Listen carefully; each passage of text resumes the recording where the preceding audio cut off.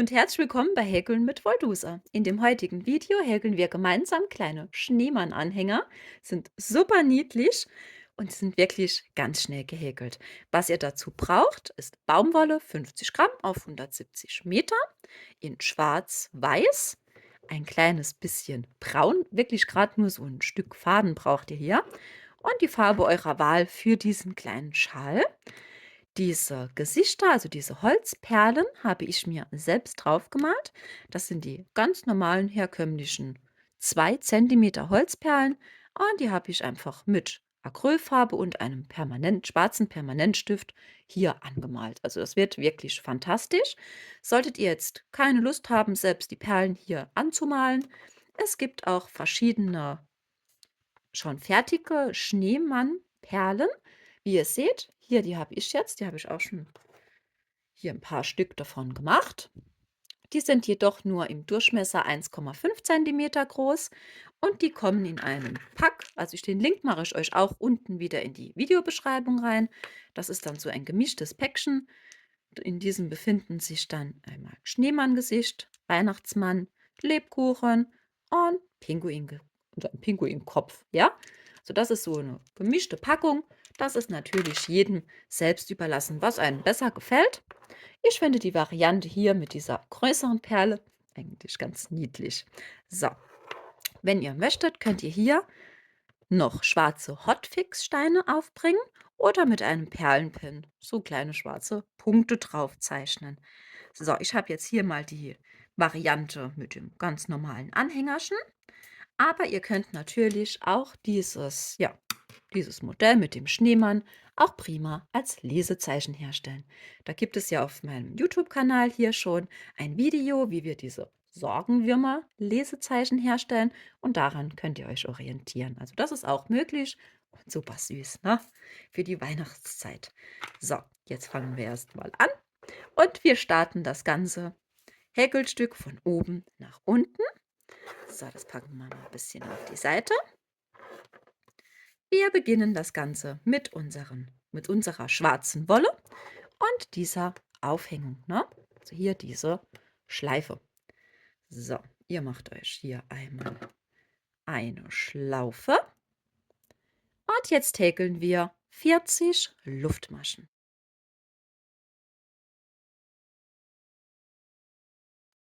Die eure 40 Luftmaschen dann fertig gehäkelt, holen wir uns jetzt hier diesen Anfang von unserer Luftmaschenkette und stechen in die erste Masche hier ein. So, ziehen uns einmal den Faden durch, dass wir 2 Schlaufen auf der Nadel haben und ziehen das einmal noch durch, also eine feste Masche. Jetzt schneiden wir uns das Schwarz ab. Achtet darauf, dass ihr am Anfang und hier, wenn ihr es jetzt abschneidet, schon noch ein bisschen längeres Stück Faden hier habt. Dann können wir das später besser verknoten, das Ganze. So, wir machen jetzt einen Farbwechsel zu Weiß. Wie ihr seht, verwende ich hier immer gern dieses Weiß mit Glitzerfaden. Wo ich meine her habe, mache ich euch auch unten in die Videobeschreibung. Ihr könnt natürlich auch ganz normale weiße Wolle verwenden.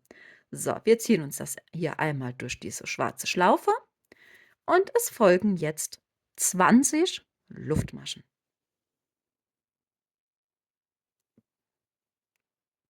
Die eure 20 Luftmaschen jetzt fertig gehäkelt, häkeln wir jetzt an dieser Luftmaschenkette entlang herunter und wir beginnen jetzt hier, dass wir hier die erste und nebendran, also 2 Maschen hier überspringen und direkt in die dritte Luftmasche hier einhäkeln und das Ganze mit 3 halben Stäbchen. So, ein halbes Stäbchen, wir machen einen Umschlag, stechen hier ein, holen uns den Faden. Jetzt haben wir 3 Schlaufen drauf auf der Nadel und wir maschen das Ganze einmal komplett zusammen ab. Ja, das ist ein halbes Stäbchen. Und wir häkeln jetzt hier an dieser Luftmaschenkette entlang herunter immer pro Masche 3 halbe Stäbchen. Ja, dass mir das nachher kringelt dann sich dieser Körper ganz von alleine. So, also immer 3 Stäbchen in jede Masche hinein. So, außer in die letzte. In die letzte Masche hier, wo wir direkt den Farbwechsel hier hatten, ziehen wir uns gleich einfach eine Kettmasche durch. So, ich zeige es euch nochmal mit dem halben Stäbchen. Ein Umschlag, in die gleiche Masche hier einmal rein und durchziehen. Umschlag, rein, Faden holen und durchziehen. So, jetzt haben wir 3 Stück und dann geht es direkt nebendran mit der nächsten Masche weiter. Wie gesagt, immer 3 halbe Stäbchen in jede Masche hinein. Ja, ich bin jetzt hier einmal komplett an der Luftmaschenkette entlang vorbei und wir sind jetzt hier an dieser letzten Masche angelangt. Das ist, wie ich euch eben schon gesagt habe, da stecht ihr einfach hier ein, zieht euch eine Kettmasche, ja? Den Faden könnt ihr jetzt abschneiden, lasst auch hier wieder ein kleines bisschen längeres Stück. So, und jetzt halten wir erstmal hier diese 2 weißen Fäden und die 2 schwarzen Fäden, ja? Und die verknoten wir jetzt beide miteinander. So, mit einem Doppelknoten das Ganze schön fest stramm ziehen, dass das auch alles schön hält. So, noch einen zweiten. Und jetzt könnt ihr auch hier dieser überschüssige Rest, den könnt ihr euch einfach knappkantig abschneiden. So, wenn das jetzt bei euch auch noch so formlos aussieht, das ist gar nicht schlimm. Wir drehen uns das einfach selbst ein. Haltet es hier vorne an dieser Spitze fest und dann wickelt ihr das einfach so ein. Also es dreht sich wirklich fast von allein, ne? So, jetzt haben wir schon mal das geschafft. Jetzt holen wir uns ein braunes Stück Schnur. Immer so 20 Zentimeter ungefähr. So, das legen wir uns jetzt erstmal so hin. Legen uns unser Schneemann-Grundkörper hier mal drauf. Und wir knoten jetzt diese beiden Fäden, also diesen einen Faden. Wir holen die beiden Seiten nach oben, so ist das gemeint. Und knoten das einmal hier oben an, wo wir auch den Farbwechsel hatten. Das setzt da am besten auch einen Doppelknoten, das Ganze schön festziehen. Das könnt ihr jetzt erstmal noch runterhängen lassen. Wir holen uns jetzt unsere Perle. So, gehen wir mal einfach in die Häkelnadel rein, holen uns die Schlaufe und ziehen das Ganze hier, die Perle über diese Schlaufe drüber. So, und jetzt ziehen wir hier diese Perle. Ihr könnt noch hingehen und mit Daumen und Zeigefinger hier diesen Knoten so ein bisschen drücken und drehen. Dann ist das ein bisschen gerader und dann flutscht es hier besser in die Perle rein. So, die Perle ziehen wir jetzt einfach über diesen Knoten drüber. Und da haben wir direkt schon mal unser Schneemann-Grundkörper hier schon fertig. Für die Arme jetzt herzustellen, machen wir uns einfach hier auf jeder Seite einen kleinen Knoten. So, das könnt ihr natürlich so lang hier machen, diesen Abstand zwischen Kopf und Händchen, wie euch das gefällt. Achtet nur darauf, dass es natürlich auf beiden Seiten so ungefähr die gleiche Länge hat. Ne? So, jetzt hier auch noch einen kleinen Knoten. Und dann schneiden wir uns das hier so weg. Ich lasse hier immer zwischen Knoten und wo ich abschneide, so circa einen halben Zentimeter ungefähr. So, dann holt ihr euch die Scherspitze und spaltet euch hier unten ein kleines bisschen diese Wolle hinter diesem Knoten. Und dann sieht das ein bisschen aus wie so Fingerchen, ne? Als wenn das ein Ast wäre. So, machen wir hier das Gleiche. So, das ist jetzt mal unser Schneemann-Grundprinzip. Und es geht jetzt weiter mit dem Hut. So, wir legen uns das erstmal auf die Seite. Für den Hut zu häkeln, machen wir uns wieder mit Schwarz einen Fadenring und häkeln in diesen Fadenring 6 feste Maschen hinein.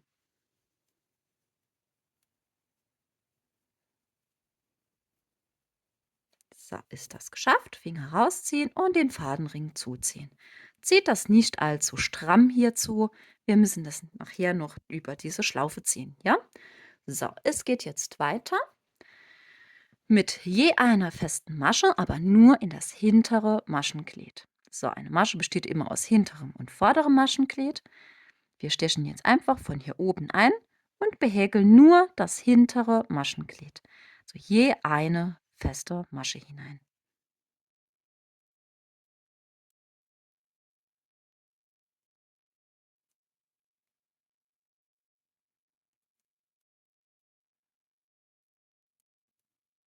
So, meine sechste. Ist das dann geschafft, könnt ihr euch jetzt diesen Anfangsfaden von unserem Fadenring, das könnt ihr euch ruhig jetzt mal kürzen. Und wir stülpen das Häkelstück jetzt schon mal um. So, dass wir jetzt eben nur in diese hinteren Maschen gehäkelt haben, hat diesen Vorteil, diesen Sinn, dass jetzt automatisch hier so ein kleiner Absatz entsteht, wie so ein typischer Zylinderhut, ja? So, und jetzt wollen wir noch schauen, dass wir in die Breite kommen. Und dafür häkeln wir jetzt nur in das vordere Maschenglied. Ja? Aber wir verdoppeln jede Masche. Also immer 2 feste Maschen, nur in das vordere Maschenglied. So, ihr müsstet dann auf insgesamt 12 feste Maschen kommen. Immer 2 feste Maschen hier nur in das vordere rein.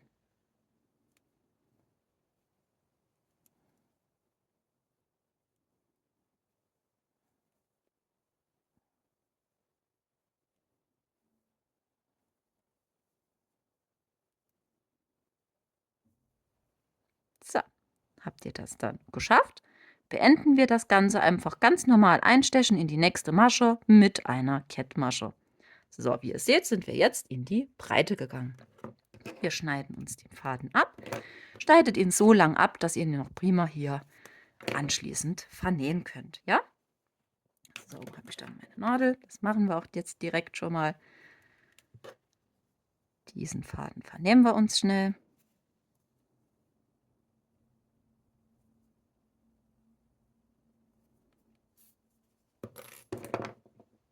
So. Und das ist jetzt schon unser kleiner Zylinderhut. Jetzt stechen wir hier mit unserer Häkelnadel hier oben in den Fadenring ein. Na? Holen uns unser Schneemann an der Schlaufe und ziehen quasi diesen Hut ebenfalls, wie die Perle eben, einfach hier über diese Schlaufe. So, jetzt habe ich hier noch ein bisschen den Anfangsfaden, das ist nicht so schlimm. Das kürze ich mal jetzt noch ein bisschen, das hat sich jetzt mit rausgedrückt. Kann man einfach ein bisschen kürzen. Und dass das Ganze alles schön hält, setzen wir hier oben noch einen Knoten. So, also einmal so die Schlaufe holen und einmal einen Knoten setzen. Achtet darauf, dass ihr jetzt den Knoten richtig schön fest hier nach unten zieht, ja? So. Dass uns hier auch nichts mehr aufgeht. So, jetzt hat er schon seinen Hut. Und jetzt machen wir noch einen kleinen Schal dazu.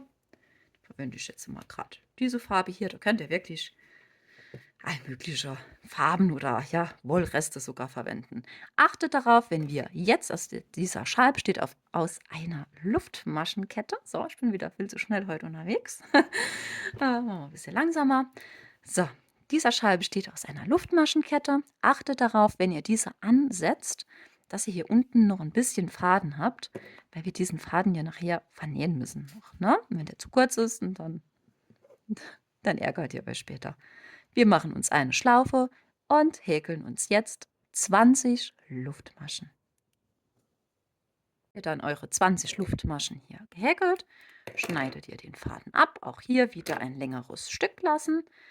Wir holen uns unsere Nadel. Ich zeige euch mal kurz, wie ich das hier mache. So, also ich erkläre es euch kurz. Ich ziehe den Faden jetzt einmal ein paar Maschen lang hier hoch, steche dann versetzt natürlich ein. Wir wollen ja nicht wieder rausziehen. So einmal versetzt nebendran und ziehe ihn wieder runter.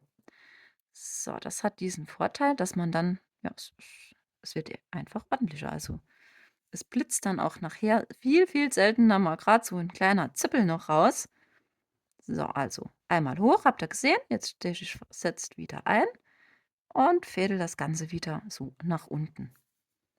So, dann schneiden wir hier einfach den Rest ab und holen uns hier Zeigefinger und Daumen und drehen das ein bisschen noch so ein.